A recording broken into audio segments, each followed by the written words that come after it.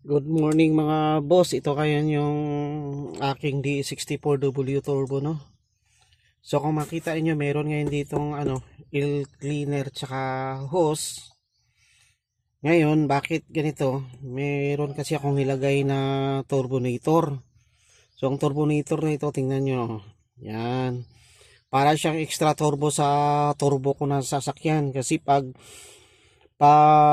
mag-accelerate ka, hihigop ang turbo ng hangin, dadaan dito in between ito sa air filter at saka dito intake papuntang turbo. Ngayon pag accelerate mo, iikot din ito ng malakas, magbigay ng malakas na hangin, so hindi delayed ang hangin papuntang turbo. 3 years ko na itong sinubukan, so far okay masyado ang performance ng D64W turbo ko. Pagtatakbo ka ng mga 80 to 100 kph, alalay lang yun. Di mo na kailangan talagang diinan masyado ang accelerator. So masyadong relax ang turbo.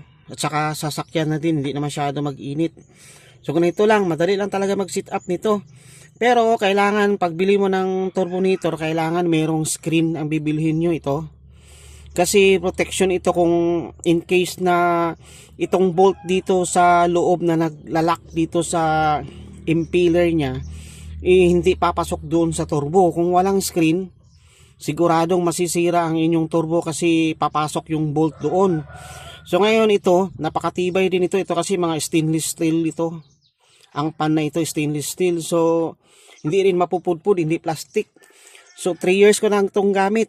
Wala naman problema. So sa mga gustong maglagay dyan na gusto nyo ng minimal upgrade lang para sa hangin na ninyong DE64W turbo, subukan nyo. Magandang epekto sa akin. More than 3 years na wala akong reklamo. Tsaka relax tatakbo yung sasakyan ninyo.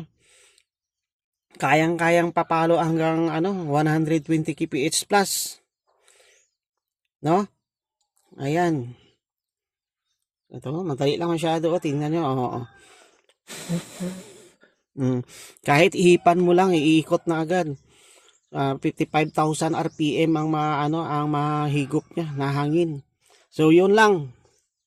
God bless mga idol.